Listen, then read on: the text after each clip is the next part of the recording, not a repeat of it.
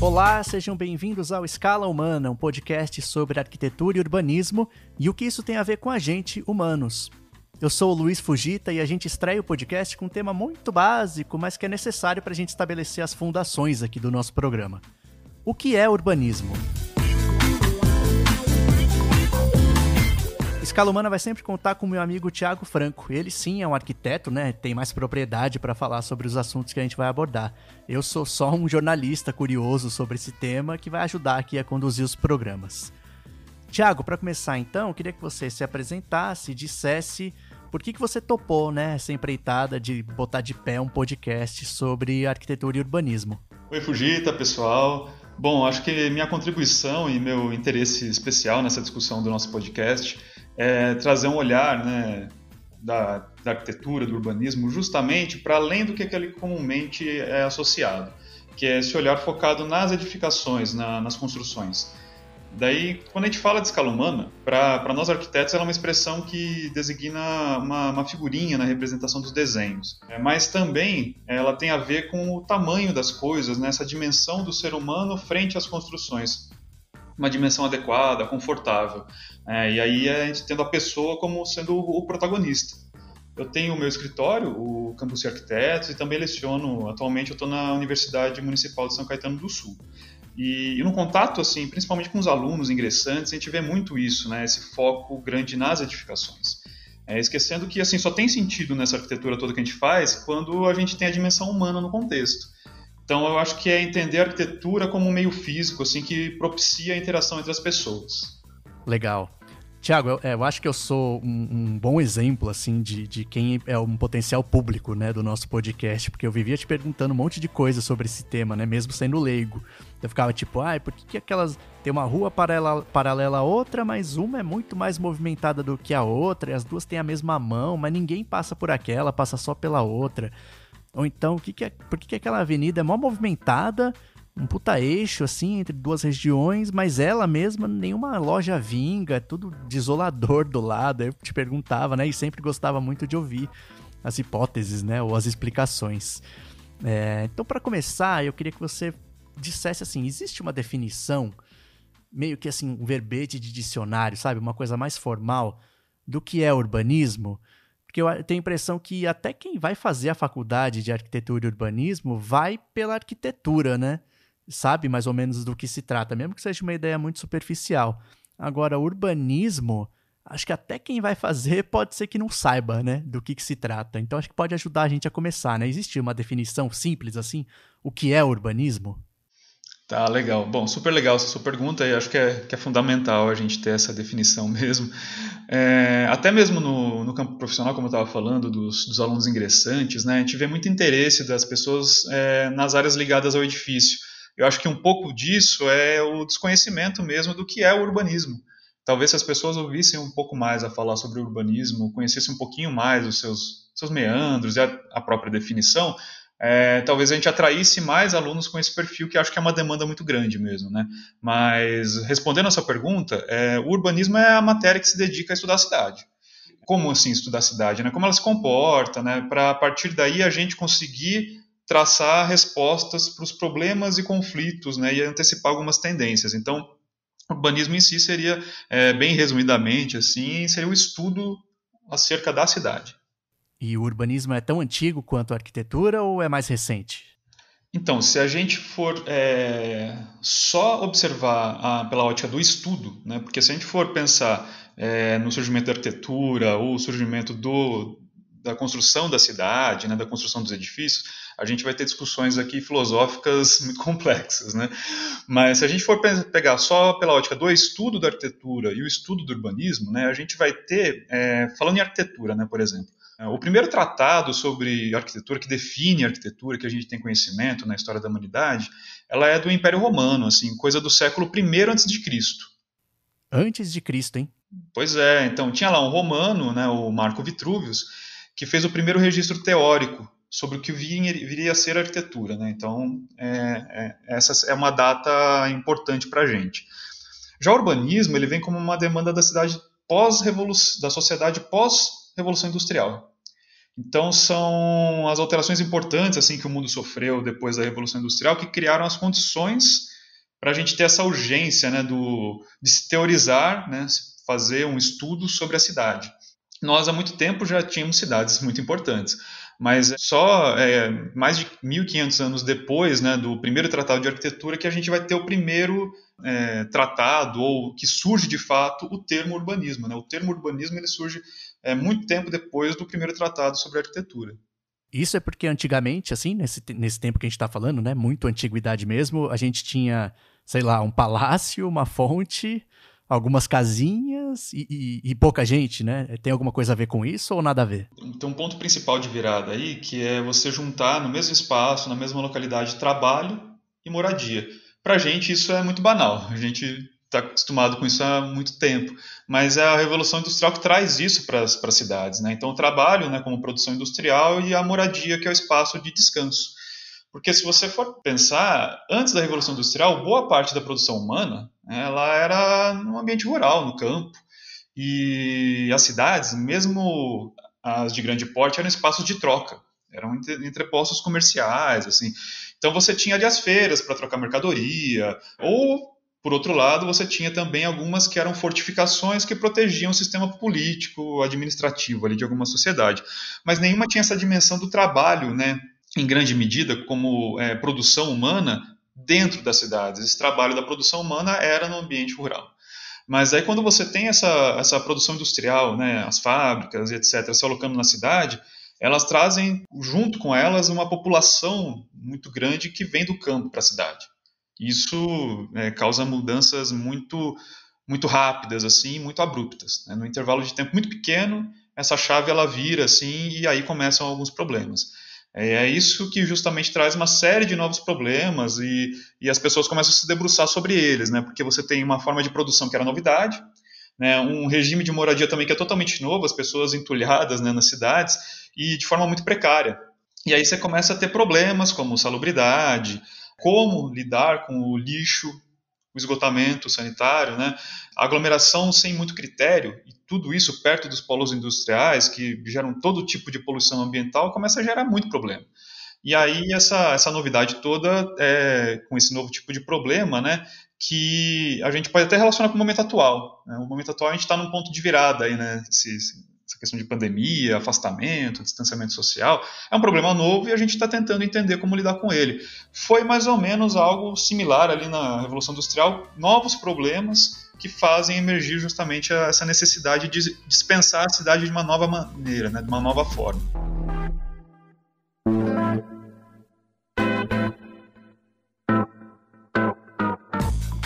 Você falou aí de alguns problemas, né, que começaram a surgir quando o local de trabalho passou a ser também o local de moradia, né?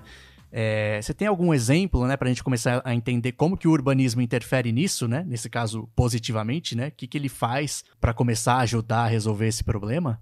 Bom, só para dar um exemplo, a origem do termo urbanismo se dá através de Cerdá. Esse cara era o urbanista que desenhou a Barcelona, como a gente conhece, né? Lá em 1800 e poucos. Ele, assim como o Haussmann em Paris, eles criaram essa imagem que a gente tem da cidade, dessas grandes avenidas, esses bulevares europeus que a gente está acostumado a ver em fotos, né, em vídeos, etc. Essas avenidas largas, arborizadas, tudo isso tem uma origem meio que comum, que é justamente dessas respostas. Né? E daí, se a gente puxar pela memória, né, essa imagem dessas cidades, aí ela se construiu a partir do século XIX. Justamente para corrigir esses problemas de desenho medieval, né, nessas cidades que estavam crescendo muito rápido, mas tinha uma estrutura medieval. Mas tentando trazer para o nosso horizonte aqui, então, essas grandes avenidas simbólicas, né, então, além de melhorar o escoamento, que era um problema também dessas novas cidades, tinham também por objetivo aumentar o afastamento das construções. Então, esse afastamento garantia mais salubridade. Então, se essas cidades... eu disse novas porque elas estavam se reinventando, né? Mas essas cidades que se viam novas, elas tinham um problema de trânsito, né, de tráfego, né? O automóvel era uma novidade também, no começo do século XX. Muito fluxo de pessoas, edifícios muito próximos, problemas de salubridade. Então, todas as cidades que se reinventaram, elas usaram o urbanismo para pensar em novos desenhos para garantir fluxo e salubridade. Em São Paulo, né, a gente tem os primeiros bairros higiênicos também, né? Higienópolis é um deles, né? O nome mesmo vem disso, né? Para dar salubridade. Então é um desenho de bairro para ser mais salubre. Campos Elíseos também é um dos primeiros bairros que tem essa preocupação aqui em São Paulo. Não à toa que o nome Campos Elíseos vem de Champs-Élysées, né? Que está bebendo na fonte ali desse urbanismo de um século anterior já, né? Mas não à toa fazendo uma menção a Paris. Então, isso a gente consegue com regras urbanísticas. Então, as regras elas vão ditar tamanhos máximos, falando em alturas, afastamentos entre edifícios que são obrigatórios e assim por diante. Isso é uma resposta geral, de cunho coletivo, assim, sobre um âmbito que é privado. Então, o urbanismo ele vem tentar dar essas respostas de normativas, assim, para conseguir trazer uma qualidade para o âmbito individual, mas são regras generalistas, assim, a respeito de algum trecho da cidade. Então, é meio que dessa forma que essa estratégia se encaminha. Acho que a gente começou a entender um pouco mais o que é urbanismo, mas a gente ainda tá com uma ideia um pouco vaga, assim, né? Tipo, é deixar a cidade mais agradável. Quando a gente começa a falar na prática mesmo, né? Um cara que é responsável por projetar urbanisticamente alguma coisa. O que ele pensa, né? O que ele leva em conta? Que elementos ele analisa? E aí o que ele faz, de fato, né? O que acontece, se a gente falar urbanismo, a gente está falando do estudo da cidade. Agora, ele na prática, a gente tem algumas disciplinas assim que dentro do urbanismo, né, vão se destinar a colocá-lo em prática, né, esse estudo, fazer acontecer alguma coisa a partir daí. Então, um exemplo é o planejamento urbano. Então, o planejamento urbano ele é dos mais gerais, ele está olhando com mais distanciamento assim, a cidade. Então, o planejamento ele pode ditar, direcionar, inclusive, vetores de crescimento da cidade. Então, dando um exemplo novamente de São Paulo, a gente tem esses bairros dormitórios, isso acho que é comum em várias localidades. E, além de bairros, a gente tem cidades inteiras, né, com essa característica aqui nos arredores, né, na Grande São Paulo. São bairros mais afastados da região central, só para ilustrar, né, que, na verdade, as pessoas se deslocam, né, são grandes bairros para moradia, mas não tem grande oferta de trabalho nesses bairros. O que acontece? A cidade ela começa a ter muito deslocamento desnecessário. As linhas de metrô, ônibus vivem sempre superlotadas porque a gente tem esse tipo de estruturação na cidade. É o que a gente chama de movimento pendular, né? A pessoa cedinho, acorda bem cedinho, vai para o bairro onde tem trabalho, né? Ou para a cidade onde tem trabalho, e no fim da tarde faz o movimento contrário, né? Volta para o seu bairro onde tem a moradia. E isso o planejamento urbano dá conta de dar uma mexida, né, de dar uma equilibrada. Eu lembro que eu morava a uma estação da Praça da Sé. E quando eu ia pegar o metrô para ir para a escola, né, ou para ir trabalhar, eu lembro que era muito cheio, né, o vagão que chegava da Zona Leste ali, numa estação antes dessa estação que é a Estação Central aí de São Paulo. E observando, né, antes de fazer a faculdade mesmo, eu olhava o trem do lado oposto, que ia no sentido contrário, ele estava sempre vazio. É uma coisa, não faz muito sentido, né? De manhã todo mundo vem e à tarde todo mundo volta, esse inferno e tal.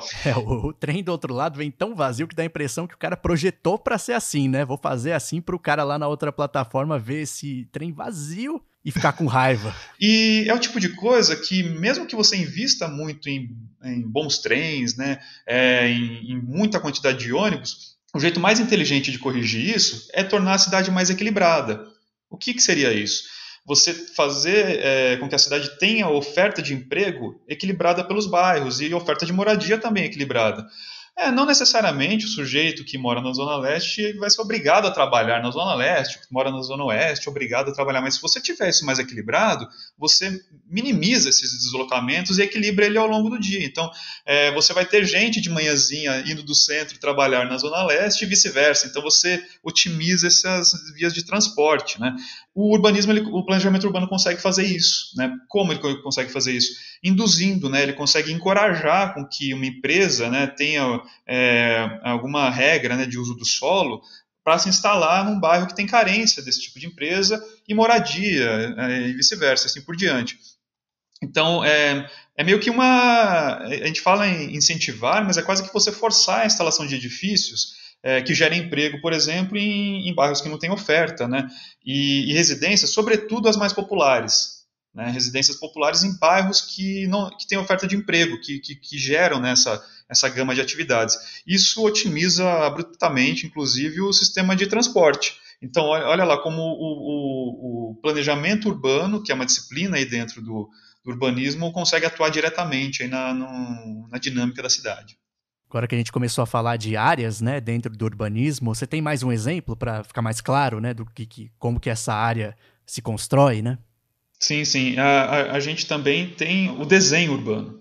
Então, se o planejamento urbano ele vai ditar vetores de crescimento e até pensar em zonas ou setores e discriminar usos, o desenho urbano ele já é mais miúdo, né? O desenho urbano a gente vai falar um pouco mais da morfologia, ou seja, da forma. Quando a gente pensa desenho urbano, aí já é uma coisa mais palpável do que o próprio planejamento. Então, por exemplo, qual que é o aspecto físico, né? A forma dos edifícios, e isso pode ser, inclusive, encorajado lá no planejamento. Por exemplo, a gente sabe que a gente tem bairros aqui da cidade que de memória a gente consegue lembrar do formato deles de maneira muito facilitada. A região central da cidade de São Paulo, ela tem uma característica muito especial.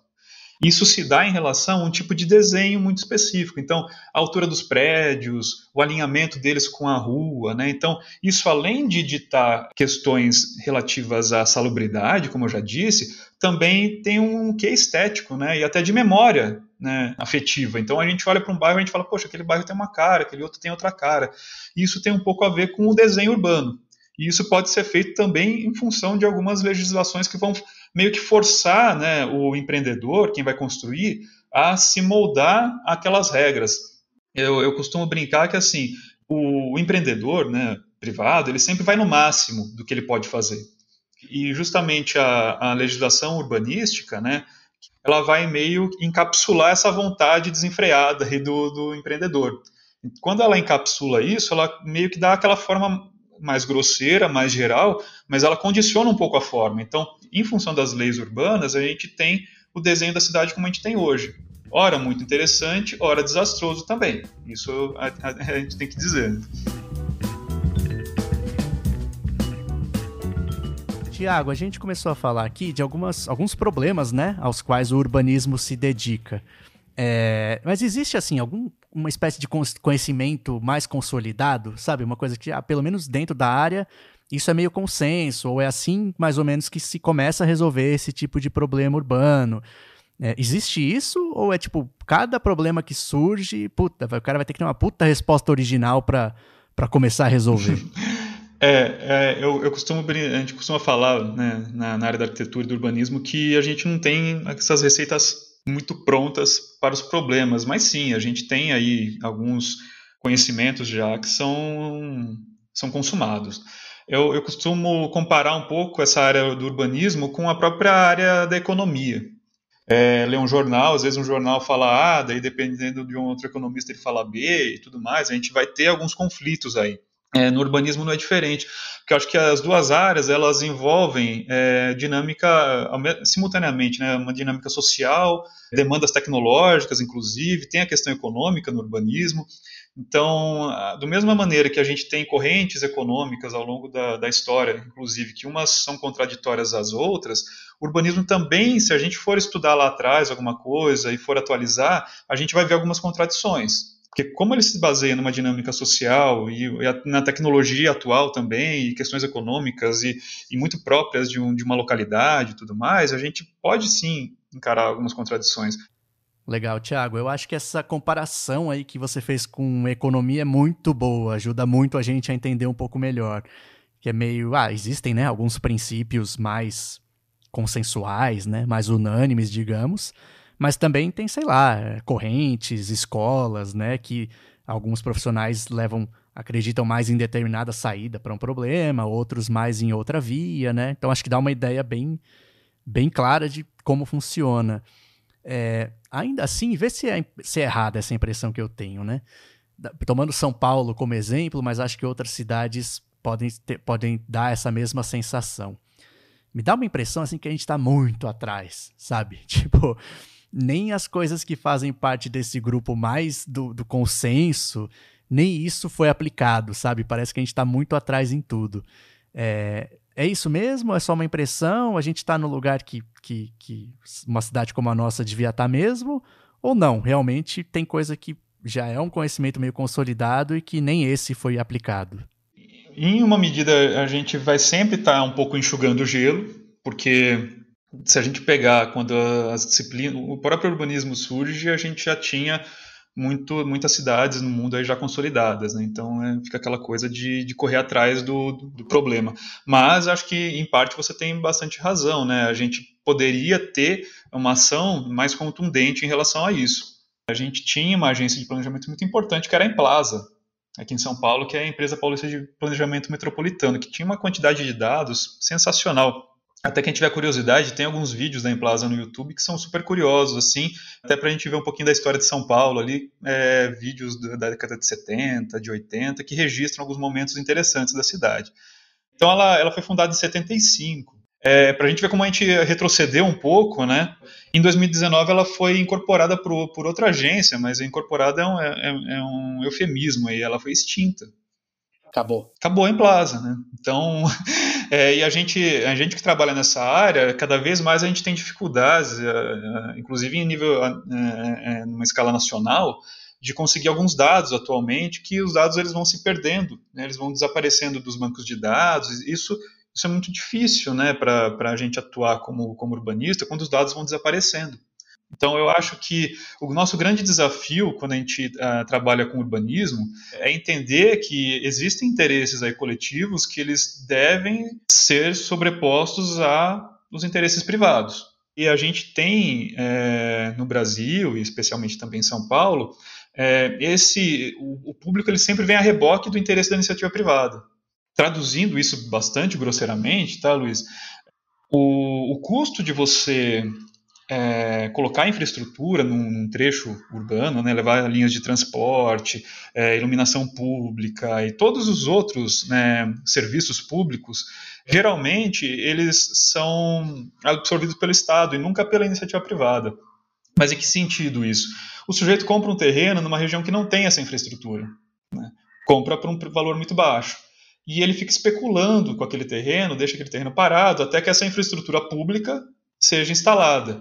E depois disso ele vende, né, esse empreendimento com esse valor já incorporado, né? Isso falando de maneira bastante simplificada, né, como que isso pode ser feito. Então, como que a gente consegue pegar esse interesse privado, né, e colocar ele na frente do interesse público? E a gente tem, em São Paulo, é só dar uma voltinha pelo centro da cidade, quantos imóveis abandonados e até terrenos vazios que a gente tem numa região central que já tem toda a infraestrutura instalada. Então, é de total interesse público, né? Interesse meu como contribuinte, interesse seu como um sujeito que paga os impostos, né? de infraestrutura pública e tudo mais, que a gente aproveite a estrutura que já exista. E pegando esse exemplo que você deu, eu acho que esse cara que compra um lugar num lugar que não tem infraestrutura, ele também não fica só esperando valorizar, né? E para depois, sei lá, ele vender e ter algum lucro. Ele fica ali assediando, né, o poder público, fazendo algum lobby para que essa estrutura seja levada e aí ele consiga, né, o que ele pretendia desde o início. Exatamente. Então, quando é um agente que tem essa força, e ele foi lá por uma escolha consciente, não foi forçado pelas circunstâncias, ele geralmente tem essa força desse lobby. E a gente tem outra parcela da população que é justamente expulsa, né, dos centros da cidade, porque não tem como se manter nessas regiões mais centrais e vai construir precariamente aí a sua casinha nas regiões mais afastadas da cidade. Para esse sujeito nunca vai chegar a essa infraestrutura, porque justamente tem alguém que está puxando com esse lobby, né?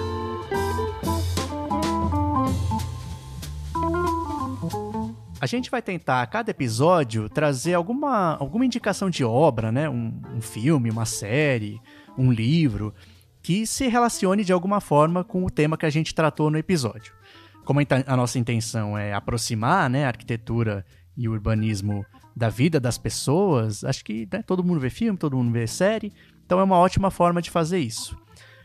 A gente começa então aqui o nosso quadro Arquitetura para Viver.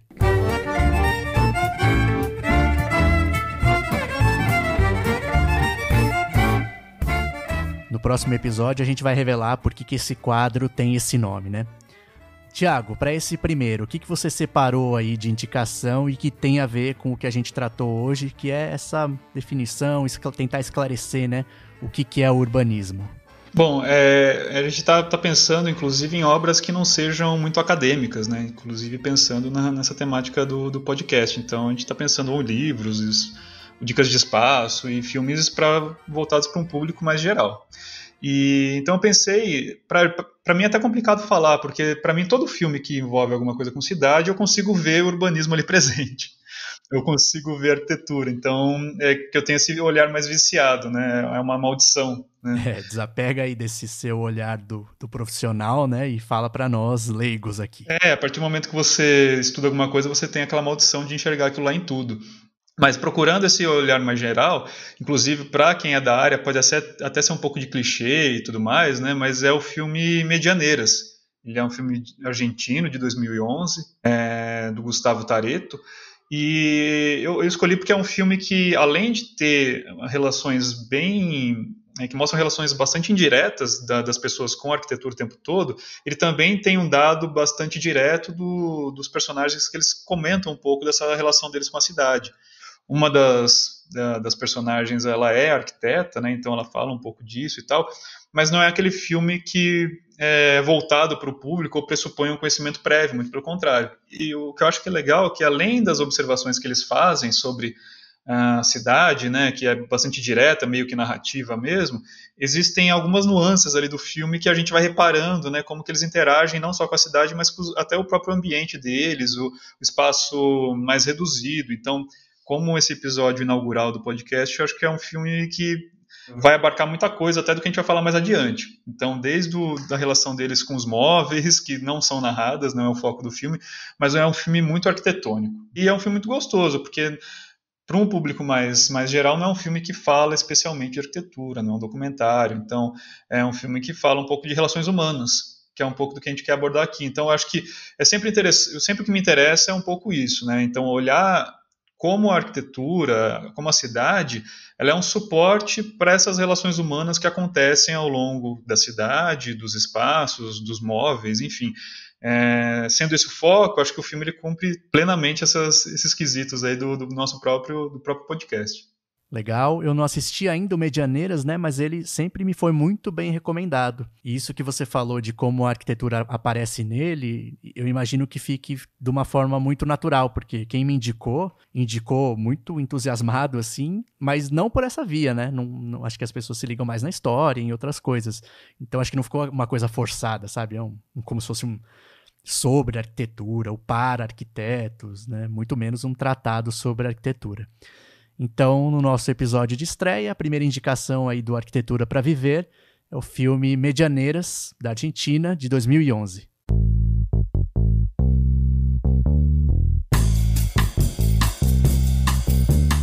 Esse foi o ponto de partida do nosso podcast. É um projeto pessoal nosso, né? Então, não temos verba e também a gente não tem tanto tempo, né, para fazer. Então, a gente planeja começar com uma periodicidade mensal, né, para começar. Mas a gente já tem um Instagram tocado pelo próprio Thiago, com quem a gente conversa aqui, e pelo William Ladessa, que eu não conheço, mas espero conhecer depois da pandemia, né? E esse Instagram a gente pretende ter uma periodicidade um pouco mais frequente, fazer ele semanal, né? Então quem quiser, segue lá o Escala Humana Podcast, que a gente vai colocar algumas informações sobre os episódios, né? Tudo que a gente puder sobre o tema. Obrigado aí, pessoal, por terem ouvido esse episódio de estreia. E obrigado, Thiago. Até o próximo programa. Tchau, gente. Tchau, Luiz. Obrigado pela abertura. E já de antemão, peço desculpas aí se ainda tô com alguns vícios da academia, mas eu pretendo ir me desgarrando aos poucos e trazer essa linguagem mais direta e nesse bate-papo aí de arquitetura e urbanismo com vocês. Aproveitando a deixa, eu queria até fazer um pedido, né? Quem puder dar um retorno pra gente é muito valioso, né? Ainda mais nesse começo. Então mandar sugestões de pauta, falar coisas que podem melhorar, né? A gente já tem aqui uma listinha de assuntos para abordar, né? Então falar um pouco de Brasília, aquela coisa que a gente comenta sempre, prédio novo tem parede fina, eu ouço tudo que o vizinho faz, é um saco. Tentar falar um pouco até sobre imóveis, né? Eu tinha uma dúvida, por que cadeiras são tão caras? Parece que é um móvel desproporcional, né? O tanto que ele é caro pro que ele parece ser, sei lá, diante de uma estante. Então a gente pretende abordar, esses assuntos já estão aí no nosso radar, mas sempre é legal ouvir o que o pessoal quer ouvir, né? Então quem puder, pelo próprio Instagram, mandar um retorno aí, né? Críticas, sugestões, pra gente é muito bem-vindo. Obrigado, até o próximo.